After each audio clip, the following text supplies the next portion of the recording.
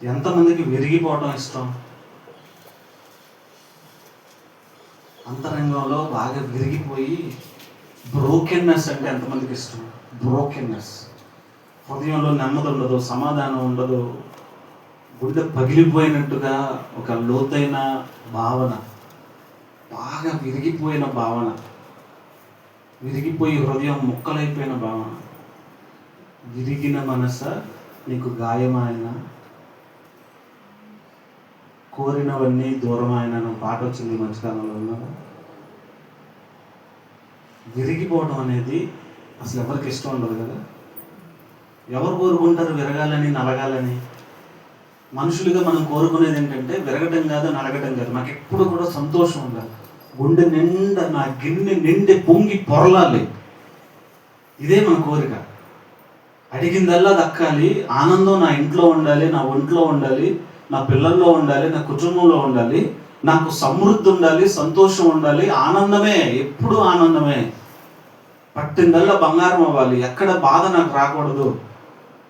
ఇదేగా మనుషులుగా కోరుకునేది. ఇంకా వేరే ఏమైనా వ్యత్యాసంగా కోరుకుంటారా మీరు? కానీ వాక్యం ఏం చెప్తా ఉందో తెలుసా? దేవునికి ఏది ఇష్టమో తెలుసా? సంతోషంగా గంతులేస్తా, ఆ సంతోషంలో ఆనందం ఎక్కువైపోయి తప్పులు చేస్తా, అందరాని మాటలంట. ఆనందం ఎక్కువైతే, ఐశ్వర్యం ఎక్కువైతే, సంతోషం ఎక్కువైతే, సంపద ఎక్కువైతే ఈ కళ్ళు ఎక్కడ ఉందో నిదానంగా ఇక్కడి నుంచి ఇక్కడికి ఇక్కడికి ఇక్కడికి ఎక్కడికి వెళ్ళిపోతాయి, నెత్తి మీదకి వెళ్ళిపోతాయి. నడినెత్తి మీదకి కన్నులు వెళ్ళిపోతే ఆటోమేటిక్గా లోపలికి గర్వం వస్తుంది. కన్నుల ముందు ఉన్న వాళ్ళు ఎవ్వరూ కనపడరు. నడమంతరపు సిర అంటారు కదా. ఒక్కసారిగా అభివృద్ధి వచ్చింది, ఆశీర్వాదం వచ్చింది అనుకోండి, వాళ్ళ స్థితి ఎలా ఉంటుంది? గాల్లో నడుస్తూ ఉంటారు, నేల మీద నడవరు, అడుగులు నేల మీద ఉండవు, అంత పై చూపే, కింద చూపు ఉండదు. వాళ్ళ మాటలు ఎలా ఉంటాయి? కోటలు దాటుతూ ఉంటాయి. అలాంటి వాళ్ళని దేవుడు ఇష్టపడతాడా? అలా ఉండడం దేవునికి ఇష్టమా? దేవుడు దేన్ని అలక్ష్యం చేయడు?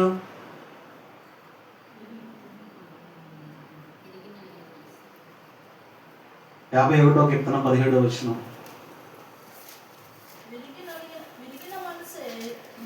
విరిగిన మనస్సే దేవునికి ఇష్టమైన బలులు. దేవా, విరిగి నలిగిన హృదయమును నీవు అలక్ష్యము చేయవు. హల్లెలూయా. దేవుడు దేనిని అలక్ష్యం చేయడంట? విరిగి నలిగిన మనస్సునే ఆయన అలక్ష్యం చేయడు. మనం ఎప్పుడైనా దేవునితో ప్రార్థన చేసేటప్పుడు నా హృదయం విరగాలి, నేను నలగాలి, నా మనస్సు నలగాలి, విరిగి నలిగిన మనస్సు నాకు కావాలి, నేను విరిగిపోవాలి, నలిగిపోవాలి అని ఎవరైనా ప్రార్థన చేస్తారా? కానీ దేవుడు ఏ మనసును కోరుకుంటున్నాడని వాక్యం చెప్తుంది. విరిగి నలిగిన హృదయాన్ని ఆయన అలక్ష్యం చేయుడు. ఆ మనసుని ఆయన కోరుకుంటున్నాడు. మరి ఆయన కోరుకునే ఆ మనస్సును నువ్వు ఎందుకు కోరుకోవట్లా? విరిగి నలిగిన హృదయాన్ని నువ్వు కోరుకోకుండా విరగని నలగని దాన్ని ఏమనాలి, ఏం కోరుకుంటాం అసలు మనం? విరగడం అంటే తెలియకూడదు మనకు, అసలు ఆ పెయిన్ అనేది మనకి తెలియకూడదు, బాధ తెలియకూడదు. పిల్లల్ని బాధ తెలియకుండా పెంచారనుకోండి, పెద్ద అయిన తర్వాత బాధ తెలియని వాళ్ళకి బాధ రాకుండా ఉంటుందా? ఎవరికైనా సరే బాధ రాకుండా ఉండదు, ఆ బ్రోకెన్నెస్ అనేది రాకుండా ఉండదు. ఏ నొప్పి తెలియకుండా పెంచితే ఒక్కసారి నొప్పి మీద పడినప్పుడు అలాగే చాలా కొత్తగా ఉంటుంది, తట్టుకోలేకపోతారు. దేవుని వాక్యం ఇక్కడ మనకి చెప్తుంది, విరిగి నలిగిన హృదయాన్ని దేవుడు అంట అలక్ష్యము చేయడంట. ప్రభువా, నన్ను ఉపయోగించుకో, లేకపోతే నన్ను ఆశీర్వదించు, నా ద్వారా గొప్ప కార్యాలు చేయి అని ప్రార్థన చేస్తారు కదా. మీరు చేస్తారా? నన్ను దీవించు, నన్ను ఆశీర్వదించు, నన్ను ఉపయోగించుకో, నన్ను నీ సేవలో వాడుకో, నా ద్వారా గొప్ప గొప్ప కార్యాలు చేయి అని ప్రార్థన చేసిన అనుభవం మీకుందా? అయితే ఈరోజు అలా ప్రార్థన చేసి మీతో దేవుడు మాట్లాడుతూ ఉన్నాడు. ఇలా ప్రార్థన చేసి నీవు విరగడానికి సిద్ధంగా ఉన్నావా? నలగడానికి సిద్ధంగా ఉన్నావా? నన్ను వాడుకో, నన్ను వాడుకో, నన్ను అభివృద్ధి చేయి, నన్ను ఆశీర్వదించు, నన్ను నీ సేవలో బలంగా నిలబెట్టు అని ప్రార్థన చేసే నీవు, ఆయన నిన్ను వాడుకోవాలంటే ముందు నిన్ను నలగొడతాడు. నిన్ను అభివృద్ధి చేయాలి, నీ మీదకి అభిషేకం పంపించాలంటే ముందు ఆయన నిన్ను విరగొడతాడు. నువ్వు విరగడానికి, నలగడానికి సిద్ధంగా ఉన్నావా? విరగని పాత్ర అందంగా కనిపిస్తుంది, షోకేస్లో ఉన్నప్పుడు అందంగా కనిపిస్తుంది. అది అక్కడ ఉంటే ఉపయోగం ఏమన్నా ఉందా? ఐడియల్గా ఉంటుంది. విరిగిన పాత్రే వాడబడుతుంది. హల్లెలూయా. విరిగిన పాత్రలో నుంచే నీళ్లు బయటకు వస్తాయి. పాత్ర అలా ఉందండి, అది విరగడానికి ఇష్టంగా లేదు, సిద్ధంగా లేదు, కంప్లీట్గా టాప్ టు బాటమ్ సీల్ చేస్తుంది. దాంట్లో పోసిన వాటర్ బయటకు ఎలా వస్తాయి? ఫిల్ చేసిన వాటర్ బయటకు ఎలా వస్తాయి? దానికి కింద ఒక హోల్ చేయబడి, రంధ్రం చేయబడి, దానికి ఒక ట్యాప్ సెట్ చేస్తే అప్పుడు అది తిప్పినప్పుడు అందులో నుంచి నీళ్ళు వస్తాయి. ఆ ట్యాప్ సెట్ చేసే క్రమంలో ఆ పాత్ర ఏం చేయబడుతుంది? విరగబడుతుంది, నలగబడుతుంది, నలగొట్టబడుతుంది, విరగొట్టబడుతుంది. అప్పుడే అది ఇతరులకు దాహాన్ని తీర్చేదిగా ఉంది. విరగకుండా అది ఉపయోగపడదు. హల్లెలూయా. దేవుడు ఎప్పుడు కూడా మనిషి జీవితాల్లో విరిగేటువంటి పరిస్థితిని అనుమతిస్తాడు, నలిగేటువంటి పరిస్థితిని అనుమతిస్తాడు. దేవుడు విరిచేది మనల్ని నాశనం చేయడానికి కాదు. ఆయన విరుస్తున్నాడు అంటే నా పని అయిపోయింది, అంటే నాకు అనారోగ్యం వచ్చిందంటే నా పని అయిపోయింది, లేకపోతే నాకు ఏదైనా సమస్య వచ్చిందంటే నా పని అయిపోయింది, ఇంకా నేను లేవలేను, నా జీవితం ఎందుకు ఎలా అయిపోయింది, అంతా కూలిపోయింది, ఇంకా నా బ్రతికి అయిపోయింది. అలాంటి నిరుత్సాహంలోకి, నైరాశ్యంలోనికి చాలా మంది వెళ్ళిపోతూ ఉంటారు. అయితే ఈరోజు దేవుని వాక్యం ఏం చెప్తుందో తెలుసా?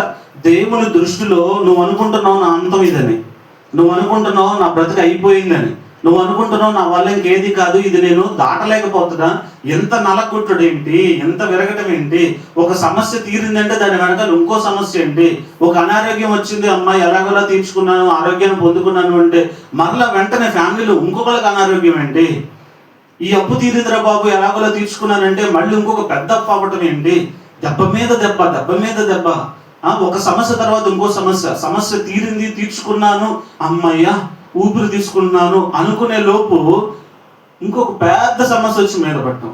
అప్పుడు ఎలా ఉంటుంది? నా బ్రతుకు పాతాళానికి తొక్కబడుతున్నట్లుగా ఉంది, నా పరిస్థితి అయిపోయింది, ఇంకా నా అంతం ఇదే కాబోలు అని అనుకుంటుంటే దేవుడు అంటున్నాడు, అది అంతం కాదు, అదే ఆరంభం. హల్లెలూయా. నువ్వు ఎంత ఎక్కువగా నలగొట్టబడుతున్నావో అంత ఎక్కువగా దేవుడు నిన్ను ఆశీర్వదించబోతున్నాడు. నువ్వు నలిగితేనే, నలిగిన తర్వాతే, విరిగిన తర్వాతే నువ్వు ఆశీర్వాదంగా మారబోతున్నావు. విరవబడకుండా ఇతరులకు నువ్వు ఆశీర్వాదంగా మారలేవు. రొట్టె విరవబడకుండా ఇతరులకు ఆహారంగా మారలేదు. ఒక విత్తనం విరవబడకుండా దాంట్లో నుంచి నూతన జీవం రాదు. విత్తనాన్ని, గోధుమ గింజని పాతి పెడితే ఆ గోధుమ గింజ చావాలి, ముందు అది విరగాలి, అది చావాలి, అది చచ్చిపోయిన తర్వాత అందులో నుంచి జీవం వస్తుంది, అప్పుడే అందులో నుంచి ఫలాలు వస్తాయి. అది ఎదిగిన తర్వాత అది ఇతరులకు ఆశీర్వాదకరంగా మారుతుంది. చావడానికి, నలగొట్టబడటానికి ఇష్టపడకపోతే ఆ విత్తనంలో నుంచి ఇంకొక జీవం రాదు. దేవుడు నిన్ను విరగొడుతున్నాడు, నలగొడుతున్నాడు. ఒక విధంగా నువ్వు చచ్చిపోయే స్థితి ఇది, నా అంతం ఇదే అని అనుకుంటూ ఉన్నావు, కానీ అది అంతం కాదు. గోధుమ గింజను నాటితే అది చచ్చిపోయింది, చచ్చిపోయిందంటే దాని అంతమా? దాంట్లో నుంచి నూతన ఆరంభం ప్రారంభమైంది, నూతన జీవం ప్రారంభమైంది. అలాగే మన జీవితంలో కూడా మనం అంతం అనుకుంటున్న పరిస్థితిలో నుంచే నూతన ప్రారంభాన్ని దేవుడు ఇవ్వబోతా ఉన్నాడు. హల్లెలూయా. కుమ్మరి చేతిలో నుంచి మట్టి విరిగిపోయింది అనుకోండి, ఒక పాత్రకు వేసేటప్పుడు విరిగి కింద పడిపోతే అంతమైపోయిందని చెప్పి ఆ మట్టిని పారేస్తాడా? చూద్దాం రండి ఒకసారి. ఇర్మియా గ్రంథంలో 18వ అధ్యాయం 4వ వచనం. ఇర్మియా గ్రంథం 18వ అధ్యాయం 4వ వచనం.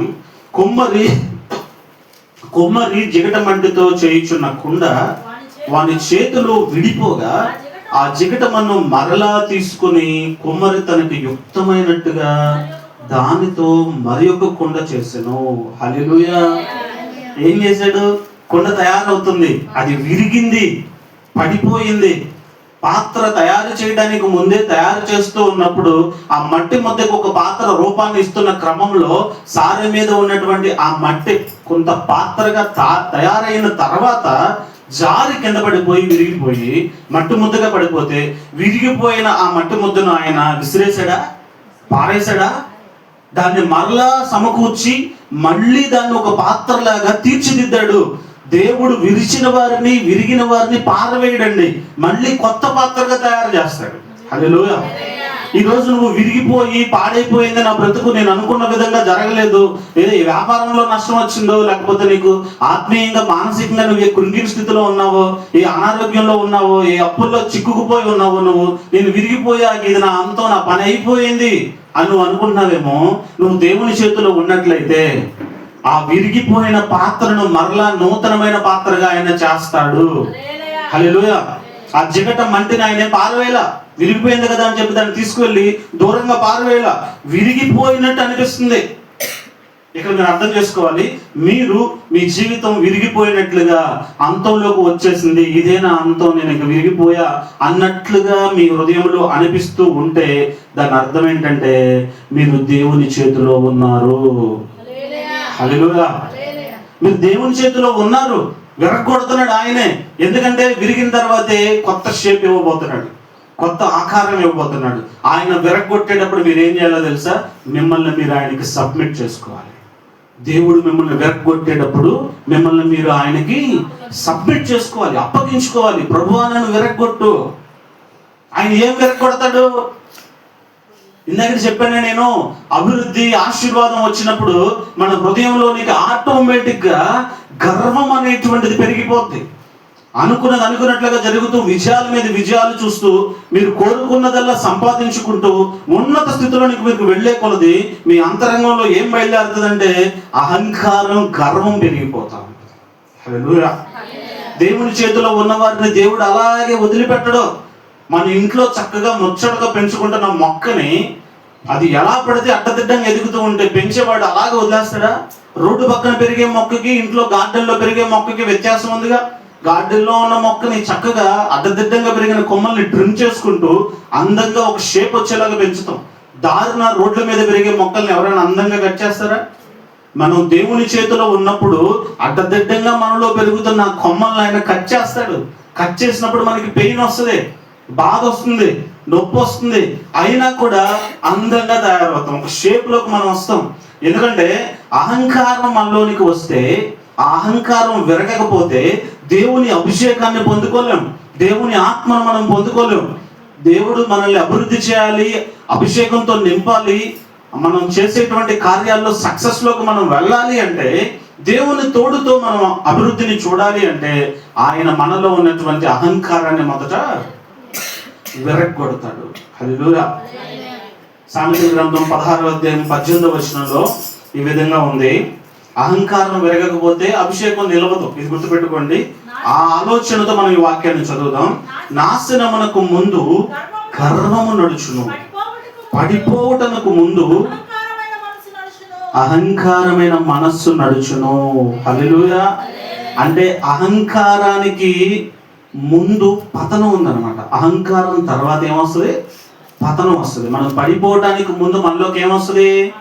అహంకారం వస్తుంది. కాబట్టి దేవుడు మనల్ని విరుస్తాడు. అంటే ఏంటి? మనలో ఉన్నటువంటి నేనే, నాకే, నా బలమే. జాగ్రత్తగా వినాలి. నేనే, నాకే, ఇది నా బలమే. నా బలాన్ని బట్టి నేను దీన్ని సంపాదించా, నా శక్తిని బట్టి నేను దీన్ని సంపాదించా, నా ధైర్యాన్ని బట్టి నేను దీన్ని చేయగలిగా, నా తెలివితేటలో నా యుక్తిని ఉపయోగించి నేను సక్సెస్ అయ్యా. ఆటోమేటిక్గా మన హృదయంలోనికి ఏమొచ్చేస్తుంది? ఎందుకంటే పక్కన ఉన్న వాళ్ళందరూ మనల్ని పొగుడుతూ ఉంటారు. నువ్వు సక్సెస్ అయినప్పుడు నీ పక్కన బోర ఊదే వాళ్ళు ఎక్కువ మంది అవుతారు. నువ్వు అభివృద్ధి చెందుతూ ఉన్నప్పుడు నీ చుట్టూ చేరి నిన్ను పొగిడి నిన్ను ఒబ్బేసి గ్యాస్ కొట్టి నీ ద్వారా పనులు చేయించుకోవాలని చూసేవాళ్ళు అధికమవుతారు. ఇతరులు నిన్ను పొగుడుతూ ఉన్నప్పుడు, ఆ పొగడత నిన్ను పడగొట్టినప్పుడు నువ్వు అభివృద్ధి చెందడానికి కారకుడైన దేవుడిని నువ్వు మర్చిపోతావు. కొద్ది రోజులకు కాకపోతే కొద్ది రోజులుగా నువ్వు మర్చిపోయే ప్రమాదం ఉంది. ఎందుకంటే దేవునికి సమీపంగా నువ్వు ఉండలేవు. చుట్టూ చేరిన మనుషులు నీకు బోర కొడతా ఉంటే, నేను పొగుడుతూ ఉంటే, పొగట్టకు పడని మనిషి భూమి మీద ఎవడూ లేడు. హల్లెలూయా. పొగిడి మనల్ని మొలగ చెట్టు ఎక్కించి ఒక్కసారి కింద పడేస్తారు. ఆ క్రమంలో నీకు అహంకారం పెరిగిపోద్ది. అహంకారం పెరిగే కొలది, గర్వం పెరిగే కొలది నాశనానికి ముందు ఏమి నడుస్తుందని వాక్యం చెప్తుంది? గర్వం నడుస్తుంది. ఆ నాశనం నీకు రాకుండా ఉండాలి అని దేవుడు నిన్ను విరగొడుతున్నాడు, నీ అహంకారాన్ని విరగొడుతున్నాడు. అప్పుడు నిన్ను అప్పగించుకోవాలి.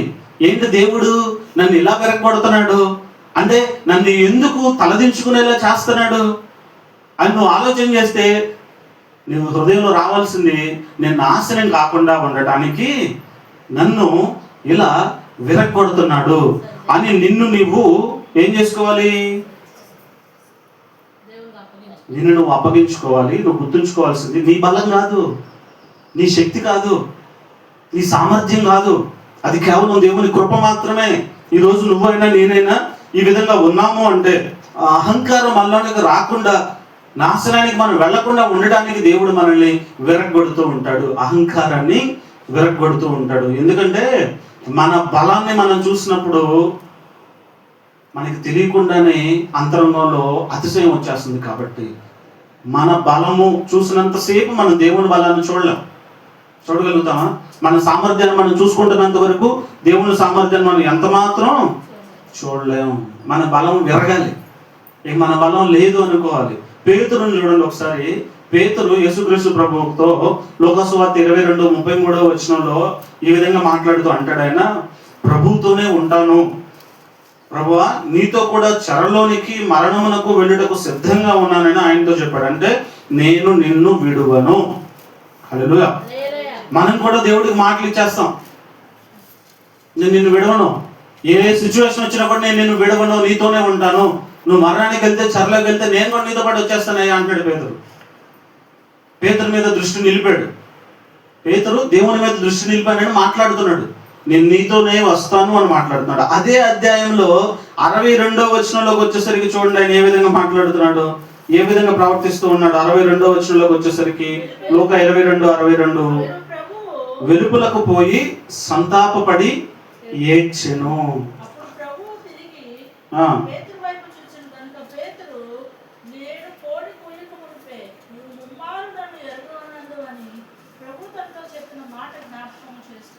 హల్లెలూయా. పేతురు పరిస్థితి చూడండి. దేవుణ్ణి నేను వదలను అన్నాడు. నువ్వు చెరసాల్లోకి వెళ్తే నీతో పాటు చెరసాల్లోకి వస్తాను అన్నాడు. కానీ నువ్వెవరో నాకు తెలియదని అప్పటికే 3 సార్లు అబద్ధం ఆడాడు. ఆ విషయం తెలిసి ఇక్కడ ఏం చేస్తున్నాడు, సంతాపపడుతున్నాడు అండి. 62వ విషయంలో ఏం చేస్తున్నాడు, వెలుపలకి పోయి సంతాపపడి ఏడ్చాడు. అంటే బయటకు వెళ్ళి బిగ్గరగా ఏడుస్తున్నాడు. అక్కడే పేతురు విరిగాడండి. ఏమండి, పేతురు ఎప్పుడు విరిగాడు? అబద్ధాలు ఆడుతూ ఉన్నప్పుడు కాదు. ఆయన అబద్ధాలు ఆడుతున్నప్పుడు విరగల, అబద్ధాలు ఆడుతూ ఉన్నాడు.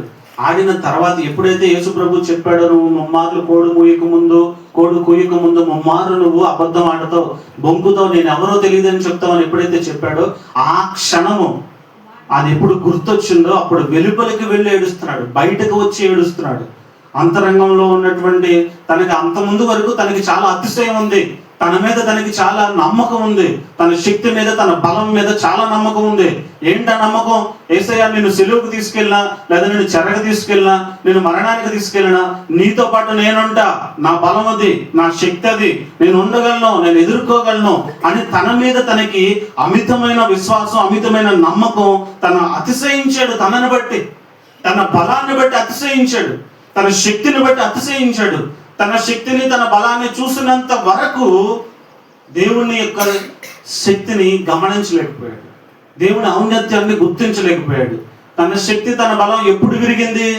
ఆ సిచ్యువేషన్ వచ్చినప్పుడు తెలిసింది. తను నిలబడగలడో, పారిపోయేవాడో, అబద్ధం ఆడేవాడో, అబద్ధం ఆడని వాడు పరిస్థితి వచ్చినప్పుడు అర్థమైంది.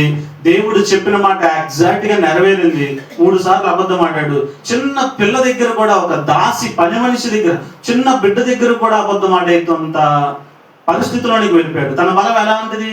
తను చెప్పించుకుంటున్నాడు. ఇంకా మీరు చూస్తే ఆయన తెలుసని చెప్తే మనం కూడా ఒట్లేసి మళ్ళీ మనం తిట్టుకుంటాం చూడండి, నేను నాశనం అయిపోను, కుటుంబం నాశనం అయిపోను, అది ఏదైనా మట్టి తీసి మీద వేసుకుని.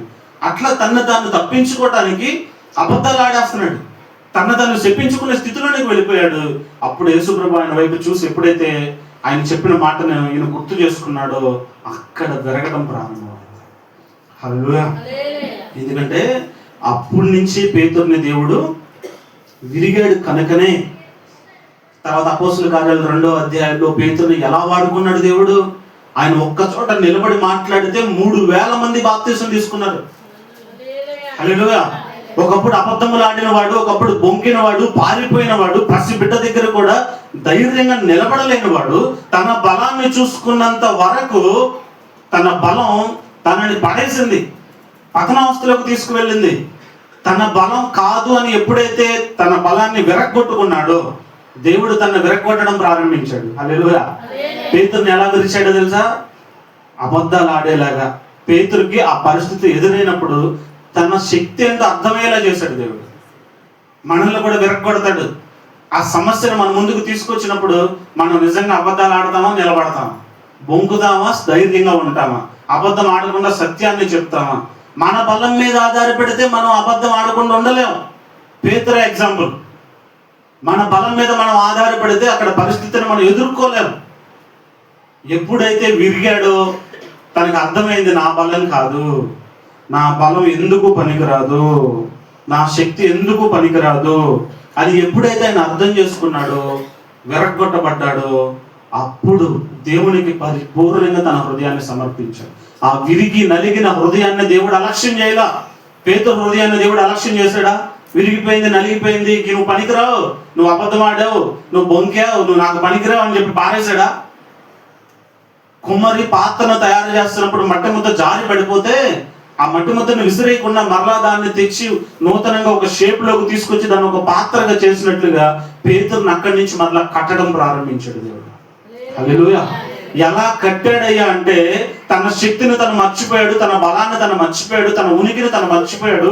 దేవుడే నాకు, దేవుని శక్తే నాకు. దేవుడు చెప్పినట్లుగా ఆ మేడగదిలో పరిశుద్ధాత్మ కోసం కనిపెడుతూ పట్టణాన్ని విడిచిపెట్టకుండా యెరూషలేము పట్టణంలోనే మేడగది మీద కూర్చుని ఆయన మాటను హృదయంలో నింపుకుని ఆ మాట నెరవేర్పు కోసం ఎదురు చూస్తూ ఉన్నారు.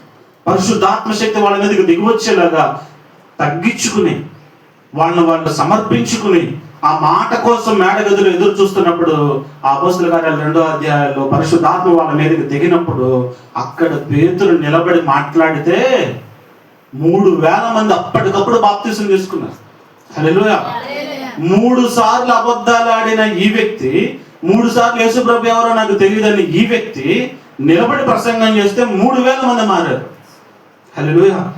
అంటే విరగ్గొట్టబడడం అనేది ఎంత ప్రాముఖ్యం మన జీవితాల్లో? మనం విరగ్గొట్టబడుతున్నాం, నలగొట్టబడుతున్నాము అంటే మనలో ఉన్న అహంకారాన్ని ఆయన చంపుతున్నాడు. మనలో ఉన్న నా బలము, నా అతిశయము, నా డాడీ నాకున్నాడు, మా మమ్మీ నాకుంది, మా మమ్మీకి ఉన్న ఆస్తి, మా డాడీకి ఉన్న ఆస్తి నాకు వస్తుంది, లేకపోతే వాళ్ళకున్న మినిస్ట్రీ నాకు వస్తుంది, వాళ్ళ పరిచర్య నాకు వస్తుంది, నా ముందంతా పూల పాన్పులాగా ఉంది, నేను దాన్ని కొనసాగిస్తాననే ఆలోచనలో నువ్వు ఉంటే ఆ సంతోషాన్ని, ఆ భ్రమల్ని ఆయన బద్దలు చేస్తున్నాడు. హల్లెలూయా. విరగ్గొట్టబడాలి. అదే ఇక్కడ విరిగిన చోటే దేవుని శక్తి ప్రవహిస్తుందండి. ఎక్కడ దేవుని శక్తి ప్రవహించేది? విరగ్గొట్టబడిన చోటే. నువ్వు ఎక్కడైతే విరగ్గొట్టబడతావో అక్కడే దేవుని శక్తి ప్రవహిస్తుంది. ఇక్కడ పేతురు విరగ్గొట్టబడ్డాడు. బయటకు వచ్చి వెలుపలకు వచ్చే పశ్చాత్తాపంతో వెక్కి వెక్కి వెక్కి వెక్కి ఏడుస్తుంటే విరగ్గొట్టబడిన అతని హృదయంలోనికి దేవుని శక్తి ప్రవహించింది. ఈ రోజు ఈ మాటలు వింటున్న నువ్వు విరగ్గొట్టబడే స్థితిలో ఉంటే ఇదే నా అంతం అనుకోవద్దు, నా బ్రతికి అయిపోయిందని అనుకోవద్దు, ఇంక నేనేం చేయలేనని అనుకోవద్దు. నిజమే, నువ్వేం చేయలేవు, నేనేం చేయలేను, మన వల్ల ఏది కాదు. కానీ మనం నమ్మిన దేవుడు ఉన్నాడు చూశారు, మనలో మనం అప్పగించుకున్న దేవుడు ఉన్నాడు చూశాడు. ఆయన విరిగిపోయిన చోట నుంచి నూతన జీవాన్ని ఇచ్చేవాడు, పాడైపోయిన బ్రతుకుని మరలా తిరిగి కట్టేవాడు. ఆయన విరగ్గొట్టబడిన నీ హృదయంలో విరగ్గొట్టబడిన నీ అహంకారాన్ని మరలా తిరిగి జీవింపజేస్తాడు. అహంకారంగా కాదు, ఈసారి అనేకులకు ఆశీర్వాదకరంగా. హల్లెలూయా. ఆయన బలం వైపు చూడకుండా, ఎందుకంటే మన బలహీనతల్లోనే ఆయన బలం పరిపూర్ణమవుతుందంట. విరగ్గొట్టబడిన చోటే ఆయన ప్రవహిస్తాడు, ఆయన ప్రవేశిస్తాడు. ఇప్పుడు పాత్ర ఉందండి, ఆ పాత్ర విరిగితేనే అందులో నుంచి వాటర్ బయటకు వస్తుంది. విరగ్గొట్టబడితేనే ఆ వాటర్ వేరే వాళ్ళకి ఉపయోగకరంగా మారుతుంది. అంటే మన బలహీనత ఏమవుతుంది? ఇతరులకు బలంగా మారుతుంది. మన బలహీనతలోనే దేవుడు బలాన్ని మనం కలుగజేస్తాడు. చూద్దాం రండి, కొరింథీయులకు రాసిన 2వ పత్రిక 12వ అధ్యాయం 9వ వచనంలో పౌలు గారు ఈ విధంగా మాట్లాడుతున్నాడు. ఇది విరిగిన చోటే దేవుని శక్తి ప్రవహిస్తుంది అని మనం గ్రహిస్తూ ఈ మాటలు చదువుదాం. అందుకు దేవుడు పౌలుతో మాట్లాడుతూ ఈ విధంగా చెప్తూ ఉన్నాడు, నా కృప నీకు చాలును, బలహీనత యందు నా శక్తి పరిపూర్ణమగుచున్నదని ఆయన నాతో చెప్పెను. హల్లెలూయా. నీ బలహీనతలోనే నా శక్తి సంపూర్ణమగుతుంది. మన బలహీనతలోనే దేవుని శక్తి మనలో సంపూర్ణంగా పనిచేస్తుంది. ఎంతమంది ఒప్పుకుంటారు? మనం బలహీనంగా ఉన్నప్పుడే మన హృదయాన్ని పరిపూర్ణంగా దేవునికి అప్పగిస్తాం, పరిపూర్ణంగా దేవుని మాట మీద శ్రద్ధ నిలుపుతాం. మనం బలహీనత లేనప్పుడు ఆయన మాటలతో మనకేంటి పని? అంత సంతోషంగా ఉన్నప్పుడు దేవుడితో పని ఏంటి? అన్ని జరిగి వెళ్ళిపోతా ఉన్నప్పుడు దేవుడు నువ్వు ఎవరో నాకు తెలియదు అన్నట్టుగా చూసి చూడనట్టుగా వెళ్ళిపోతాం. మన బంధువులు ఎవరైనా కనపడతా ఉంటే మన బండి మీద వెళ్ళేటప్పుడు వాళ్ళతో మనకేం పని లేదనుకోండి,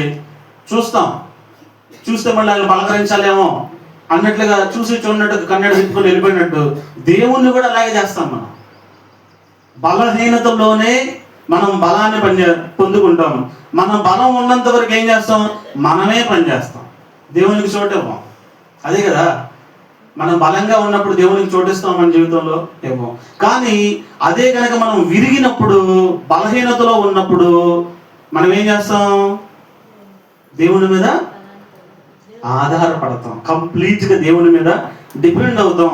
అప్పుడు దేవుడు మన ముందుకు వస్తాడు అనమాట. విరగొట్టబడినప్పుడు, మనం బలహీనంగా ఉన్నప్పుడు. అందుకే ఇక్కడ పౌలు గారు బాగా బలహీనతలో ఉన్నప్పుడు ప్రభువుకు ప్రార్థన చేస్తే, నా కృప నీకు చాలును అన్నాడు. ఏమన్నాడు?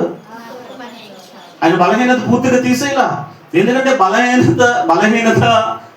బలహీనత మనలో నుంచి తీసివేస్తే మనం ఆయన కృప మీద ఆధారపడం. పౌలు గారు ఏమో అతీతుడు కదా, అందుకు దేవుడు ఏమన్నాడంటే, నా కృప నీకు చాలు. నా కృప నీకు ఎప్పుడు ఉంటుంది? నువ్వు బలహీనంగా ఉన్నప్పుడు నా మీద ఆధారపడతావు, అప్పుడు నా కృప నీకు తోడుగా ఉంటుంది. సో దీన్ని బట్టి మనం అర్థం ఏం చేసుకోవాలంటే, ఆయన మనల్ని విరగొడుతున్నాడు, మనలో కొన్ని బలహీనతలు అనుమతిస్తున్నాడు అంటే ఆయన కృప మనకు తోడుగా ఉండటానికే. మనం ఏమని ప్రార్థన చేయాలంటే, ఆ బలహీనత నాలో నుంచి తీసేయి, నాకు బలహీనత వద్దు, నాకు ఈ సమస్యలు వద్దు, నాకు ఈ బాధలు వద్దని ఎప్పుడు ప్రార్థన చేయకూడదు. ఆ బాధల్లోనే, బలహీనతల్లోనే ప్రభు మనకు తోడుగా ఉంటాడు, ఆయన కృప మనకు తోడుగా ఉంటుంది. అంటే విరగొట్టబడినప్పుడే దేవుడు మన ముందుకు వస్తాడు. హల్లెలూయా. లేదా దేవుని ముందుకు మనం వస్తాం. విరిగినప్పుడే, నలిగినప్పుడే దేవుడు గుర్తొస్తాడు కదా. ఎంత బుద్ధిమంతులో. మన బలహీనతల ద్వారానే దేవుడి కృప మనలో ప్రవహిస్తుంది. ఇది ఒప్పుకుంటారు కదా మీరు. అప్పుడు ఎందుకు అలా మనల్ని నలగొడతాడయ్యా అంటే, ఎందుకు విరగొడతాడంటే, విరిగిన వారే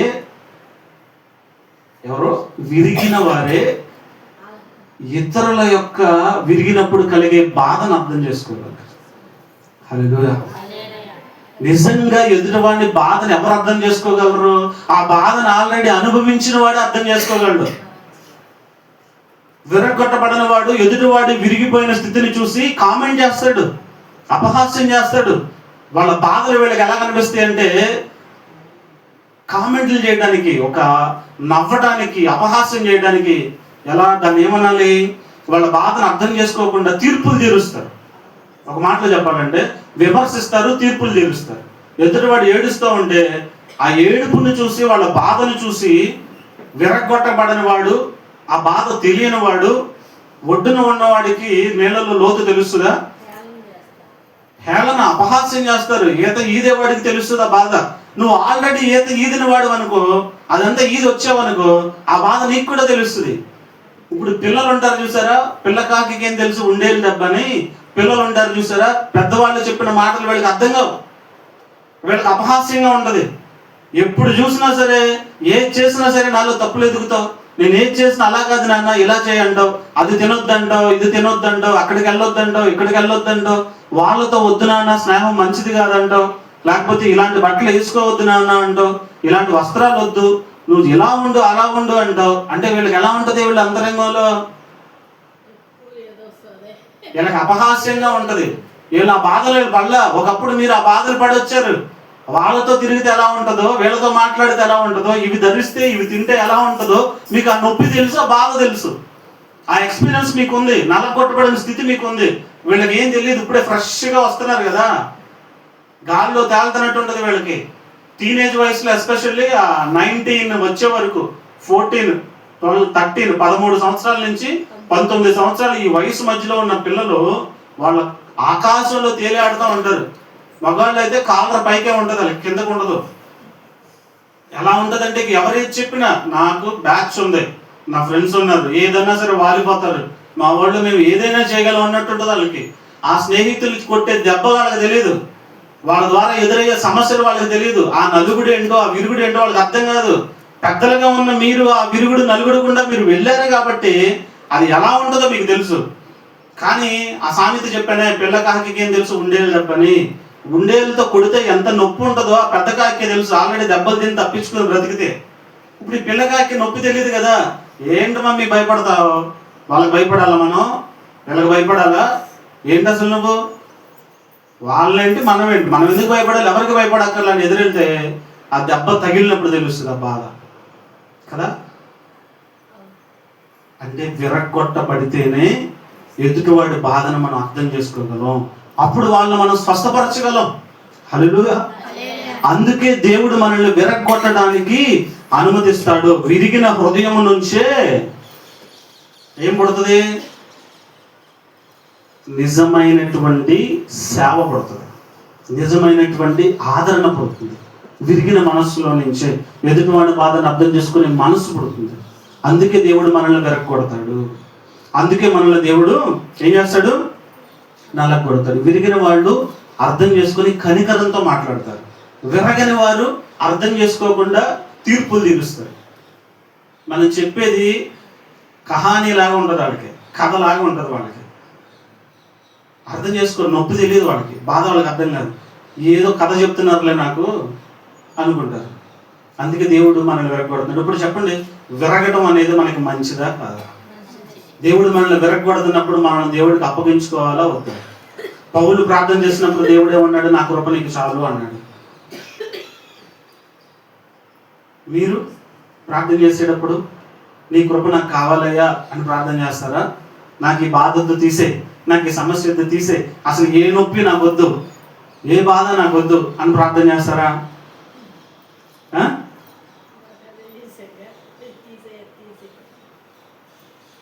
విరిగిన హృదయమే నిజమైన సేవా హృదయం. విరగొట్టబడితేనే ఇతరులకు ఆశీర్వాదకరం. యేసుక్రీస్తు ప్రభు రొట్టెను ముందు అందరికి ఆహారంగా 5 రొట్టెలు 2 చేపలు అనేకులకు ఆహారంగా పంచే ముందు ఏం చేశాడు ఆయన? ఆ రొట్టెను ఏం చేశాడు? ఆకాశం వైపు చేతులెత్తి కృతజ్ఞతాస్తుతులు చెల్లించి దానిని విరిచి ఆశీర్వదించి వడ్డించాడు. విరిగిన తర్వాత ఆశీర్వాదం. ఆ ఆశీర్వాదం ఎలా వచ్చింది? ఎంతమందికి ఆహారంగా మారింది? అందరూ తినగా 12 గంపలు ఎత్తాం. సంవత్సరాలు తరబడిన ఆశీర్వాదం నీలో అందరూ అనుభవించిన, తృప్తి చెందినా కూడా 12 గంపలు మిగిలినంతగా. దానికి కారణం ఏంటంటే మొదట విరగటం, విరిగిన తర్వాత ఆశీర్వదించబడటం, దానికి ముందు సమర్పించుకోవడం. ఆ పిల్లవాడు తీసుకొచ్చి తన కోసం తెచ్చుకున్న ఆహారాన్ని వీళ్ళ చేతుల్లో సమర్పించి పెట్టాడు. నా ఆహారం నాదే, నేను తినాలి అని దాచుకోలే, నా దగ్గర ఇది ఉందని చెప్పి తీసుకొచ్చి వాళ్ళకి ఇచ్చాడు. 5 రొట్టెలు 2 చేపలు. ఒక వ్యక్తి చేసిన సమర్పణ, ఒక వ్యక్తి చేసిన త్యాగం అనేక మందికి ఆశీర్వాదంగా మారింది. అనేక మంది ఆహారాన్ని భుజించి తినగా ఇంకా మిగిలింది. సో ఈ రోజున మిమ్మల్ని మీరు విరిగి నలిగిన హృదయంగా దేవునికి మిమ్మల్ని మీరు సిద్ధం చేసుకోవాలి, మిమ్మల్ని మీరు సమర్పించుకోవాలి. ఆ సమర్పణ మీకు కావాలి. దేవుడు కోరుకుంటుంది అదే.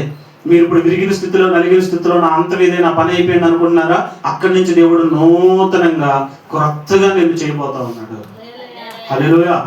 నువ్వు విరగొట్టబడుతున్నావు అంటే అనేకులకు ఆశీర్వాదకరంగా మారబోతా ఉన్నావు. నమ్మిన వాళ్ళు దేవునికి స్తోత్రం చెప్పండి. విరుగుట మంచిదే, నలుగుట మంచిదే. ఎందుకంటే విరిగి నలిగిన హృదయాన్ని ఆయన అలక్ష్యం ఎంత మాత్రము చేయడు. ఈ రోజున ఈ మాటలు వింటున్న నీవు విరిగిన హృదయంతో ఉన్నావా? నలిగిన హృదయంతో ఉన్నావా? అయితే కన్నీళ్లతో ప్రార్థించు. నువ్వు విరగొట్టబడుతున్నావు, నలగొట్టబడుతున్నావు అంటే ఇది దేవుని తిరస్కారం కాదు. ఆయన నిన్ను తృణీకరించట్లేదు, నిన్ను అమితంగా ప్రేమిస్తున్నాడు. అందుకే నిన్ను విరగొడుతున్నాడు, అందుకే నలగొడుతున్నాడు. నీలో నుంచి నూతనమైన జీవాన్ని ఇవ్వాలనుకుంటున్నాడు. గోధుమ గింజను విరగొడితే, నలగొడితే అందులో నుంచి ఏమొస్తుంది? అది విరిగితేనే విస్తారమైన ఫలం. హల్లెలూయా. గోధుమ గింజ విరిగితేనే విస్తారమైన ఫలం వస్తుంది. అంటే దేవుడు నిన్ను విరిచాడు అంటే వదిలేశాడని కాదు. ఏంటది? ఆయన నిన్ను విరిచాడంటే వదిలేశాడని కాదు, వాడుకునే స్థాయిలోకి తీసుకొచ్చాడు. హల్లెలూయా. నిన్ను వాడుకోబోతున్నాడు. విరిగిన జీవితం దేవుని చేతిలో అత్యంత శక్తివంతమైన ఆయుధం. విరగబడిన జీవితాలనే శక్తివంతమైన ఆయుధాలుగా దేవుడు మారుస్తాడు. మీరు బైబిల్లో చూడండి, ఏ భక్తుడి జీవితం చూసినా మొదట విరగొట్టబడింది. మోషే జీవితాన్ని చూడండి, 40 సంవత్సరాల అరణ్యంలో విరగొట్టబడ్డాడు. 40 సంవత్సరాలు, 1 కాదు 2 కాదు, గొర్రెల కాపరిలాగా గొప్ప రాజ్యంలో ఉండాల్సిన వాడు తీసుకొచ్చి, రాజుగా అవ్వవలసిన వాడిని తీసుకొచ్చి అరణ్యంలో పడేశాడు. నిత్యాన అరణ్యంలో 40 ఏళ్ల పాటు గొర్రెల మందలను కావలి కాస్తూ తనని నలగొట్టాడు అంతే. ఆ 40 ఏళ్ళు తను సమర్పించుకున్న దేవుడి దగ్గర అప్పగించుకున్నాడు. ఆ తర్వాత మోషేను ఉపయోగించుకున్న విధానం మీకు తెలుసుగా. ఎలా ఆయన్ని ఉపయోగించుకుని వాళ్ళని బయటకు తీసుకొచ్చాడు, ఐగుప్తులో ఎన్ని అద్భుతాలు చేశాడో, మోషే ద్వారా ఎర్ర సముద్రాన్ని ఎలా పాయలుగా చీల్చాడో, మోషేను నిలబెట్టుకుని ఆకాశం నుంచి మన్నాన్ని కురిపించాడు, బండ నుంచి నీళ్లు రప్పించాడు, చేదైన దాన్ని మధురంగా మార్చాడు, మారాన్ని ఎన్ని అద్భుతాలు చేశాడు మోషే ద్వారా. విరగ్గొట్టబడకుండా మోషే నాయకుడు అవలా, విరగ్గొట్టబడకుండా మోషే ద్వారా అంతమందికి విడుదల రాలా. విరగ్గొట్టబడితే, నలగొట్టబడితే వారిని ఒక నాయకుడిగా దేవుడు సిద్ధం చేస్తున్నాడు. ఈ మాటలు వింటున్న మీరు ఎలాంటి స్థితిలో విరగ్గొట్టబడుతున్నారో, నలగొట్టబడుతున్నారో మీరు గుర్తుంచుకోండి. దేవుని కృప మీకు తోడుగా ఉంది. ఆయన మిమ్మల్ని వాడుకోవడానికి సిద్ధం చేస్తున్నాడు. నువ్వు విరిగిన కొలది, నలిగిన కొలది నువ్వు అనుకోవాల్సింది ఏంటంటే, నీలో నుంచి సువాసన పరిమళము అనేకులకు వెదజల్లబోతా ఉంది. హల్లెలూయా. సెంట్, పెర్ఫ్యూమ్ ఎలా వస్తుంది? ఎన్ని రకాల పూలను, ఎన్ని రకాల సుగంధాన్ని ఇచ్చేటువంటి వాటిని నలగొడితే అందులో నుంచి ఆ పెర్ఫ్యూమ్ వస్తుంది, ఆ సువాసన వస్తుంది. మనం ఎంత నలగొట్టబడితే అంతగా సువాసన వెదజల్లుతాం, అంతగా నాయకులుగా మారుతాం. విరుగుట అనేది మంచిదే. అయితే ఆ విరగొట్టబడిన నీవు దేవుని హస్తాల్లో ఉన్నప్పుడే అది మంచిది. దేవుని సన్నిధిలో ఉన్నప్పుడే అది మంచిది. విరగొట్టబడుతున్న నీవు నాకు దేవునికి సంబంధం లేదు, ఇంక ఈయంతో నేను ఉండలేనని నువ్వు దూరం వెళ్ళావా? దేవుని సన్నిధి నుంచి నువ్వు దూరంగా వెళ్ళావా? ఇక నా వల్ల కాదు, ఈ బాధలు నేను భరించలేను, ఈయంతో నేను ఉండలేనని ఆయన నుంచి దూరంగా వెళ్ళావా? ఇంకా ఎందుకు ఈ దేహం, ఈ బాధలు, చచ్చిపోతే బాగుండు, నేను చనిపోదాం, ఈ విరుగుట నలుగుట నా వల్ల కావట్లేదు, నేను భరించలేకపోతున్నాను, నాకు ఇదే అంతం, నేను ఇంకా చనిపోతే బాగుండు అని ఆలోచన చేస్తున్నావేమో. బహుశా మరణం అనేది అంతం కాదు, మరణం అనేది ప్రారంభం, ఇంకొక జీవితానికి ప్రారంభం. తెలుసా? మరణించిన నీవు ఎక్కడికి వెళ్తావు ఆలోచన చేస్తావు ఎప్పుడైనా? మరణించిన జీవి ఎక్కడికి వెళ్తున్నాడు? మరణించిన తర్వాత 2 స్థానాలు. ఒకటి అయితే అగ్నిగుండానికి వెళ్ళాలి, లేదా దేవుని సన్నిధికి వెళ్ళాలి, పరలోకానికి వెళ్ళాలి, పాతాళానికి వెళ్ళాలి. నీ అంతటి నువ్వు నీ హృదయాన్ని, బాధతో నింపబడిన నీ హృదయాన్ని, ఇక చాలు, ఈ బాధ నేను భరించలేకపోతున్నాను, ఇదే నాకు అంతం అని నలగొట్టబడుతున్న నీ స్థితిని దేవునికి అప్పగించకుండా, నిన్ను నువ్వే మరణానికి అప్పగించకుండే పాతాళానికి వెళ్తావు, అగ్నిగుండానికి వెళ్తావు. అక్కడ యుగాలు కాల్చబడుతూ ఉంటావు. అక్కడ నిన్ను రక్షించేవాడు ఉండడు. అయ్యో అయ్యో అయ్యో అని కేకలు వేయటమే. పాతాళంలో నిన్ను బయటకు తీసుకొచ్చేవాడు ఎప్పుడు ఉండడు. అప్పుడు నువ్వు రక్షించబడటానికి అవకాశం ఉండదు. ఇప్పుడే నీకు అవకాశం. చచ్చిపోవాలని మనసు నీకు కలుగుతూ ఉంటే నీ హృదయాన్ని దేవుడి దగ్గర పెట్టు. నాకేంటి సమస్యలు, నాకు ఎందుకు ఇలాంటి మనసు వస్తుంది, చచ్చి నేనేం సాధిస్తా, చచ్చిపోతే నేను వెళ్ళేది పాతాళానికే కదా, అగ్నిగుండానికే కదా, అది నేను తప్పించుకోవాలంటే నువ్వే మార్గం, నీ ద్వారానే కదా మాకు రక్షణ వచ్చింది. నువ్వు చెప్పావు కదయ్యా, నేనే మార్గం, సత్యం, జీవం అని. నీ సన్నిధికి వచ్చా, నీకు నేను అప్పగించుకుంటున్నా. ఈ విరుగుట, ఈ నలుగుట నా వల్ల అవ్వట్లేదయ్యా, ఈ బాధ నేను భరించలేకపోతున్నా. అది ఏ బాధ అయినా నువ్వు దేవుడి దగ్గర చెప్తే, నువ్వు విరిగిన ఈ స్థితి అంతం కాదు, ఆరంభం. దేవుడు పాడైపోయిన ఆ జీవితాన్ని మరలా తిరిగి కట్టి నేనేం చేస్తాడు తెలుసా? అనేకులకు ఆశీర్వాదకరంగా మారుస్తాడు. గోధుమ గింజను చూడండి, అది పాతి పెట్టిన తర్వాత అది చచ్చిపోయి అందులో నుంచి కొత్త జీవం వస్తుంది. దేవుని చేతిలో పడినప్పుడు అది పాతి పెట్టబడితే చనిపోయిన జీవం ఉంది. నువ్వు సాతాను చేతిలో, అబద్ధం చేతిలో, పాపం చేతిలో పడినప్పుడు నిన్ను నువ్వు చంపుకునే స్థితిలోనికి వెళ్తే అక్కడ జీవం లేదు. అయితే అగ్నిగుండానికి వెళ్ళాలి, లేదా పరలోక రాజ్యానికి వెళ్ళాలి, దేవుని రాజ్యానికి వెళ్ళాలి. డిసైడ్ చేసుకో. నువ్వు బాధలో ఉన్నావు, విరుగుదలలో ఉన్నావు, సమస్యల్లో ఉన్నావు, నాకు ఇదే అంతం అని అంతానికి నీ ప్రాణాన్ని అంతం చేసుకుంటావా? ఇక్కడ ఈ బాధ కంటే 1000 రెట్లు బాధ యుగాలు పడతానే ఉండాలి అగ్నిగుండంలో. అలా కాకుండా ఈ బాధను తీసుకెళ్లి దేవుని పాదాల దగ్గర పెట్టి, దేవుని దగ్గర కన్నీటితో ప్రార్థన చేసి నేను నువ్వు సమర్పించుకుని, నా బాధ ఇది, నా సమస్య ఇది, నేను దీన్ని భరించలేకపోతున్నాను, నాకు శక్తి పోయా, నేను దీంట్లో నుంచి బయటకు రావాలి, నీ కృప నాకు కావాలి. పౌలు గారితో మాట్లాడేవగా, నా కృప నీకు చాలని, ఈ సమస్యను తట్టుకోవడానికి, ఈ బాధను భరించడానికి నీ కృప నాకు కావాలయ్యా అని ప్రార్థన చేయండి. మిమ్మల్ని మోషేలాగా దేవుడు మార్చిపోతున్నాడు. విరిగిన స్థితిలో వదిలేయలేడు, వదలడు. ఆయన నమ్మిన తన ప్రజల్ని ఎన్నడూ కూడా చెయ్యి విడిచేవాడు కాదు. ఆయన నీ జీవితం ద్వారా అద్భుతాలు చేయాలని ఆశపడుతున్నాడు. నువ్వు చేయాల్సింది ఏంటో తెలుసా? నిన్ను సమర్పించుకుని 5 రెట్లు 2 చేపలు ఎలా అయితే ఆ పిల్లవాడు తీసుకొచ్చి వాళ్ళ చేతిలో పెట్టాడో, నీ హృదయంలో నువ్వు కలిగి ఉన్నది ఏదో, అది బాధ అయినా, శోధన అయినా, వేదన అయినా తీసుకెళ్ళి ఆయనకు అప్పగిస్తే నిన్ను అనేకులకు ఆశీర్వాదకరంగా ఆయన మార్చబోతూ ఉన్నాడు. విరిగిన నీవు దేవుడు నిన్ను వాడుకుంటాడు, సిద్ధం చేస్తున్నాడు అనే ఆలోచనతో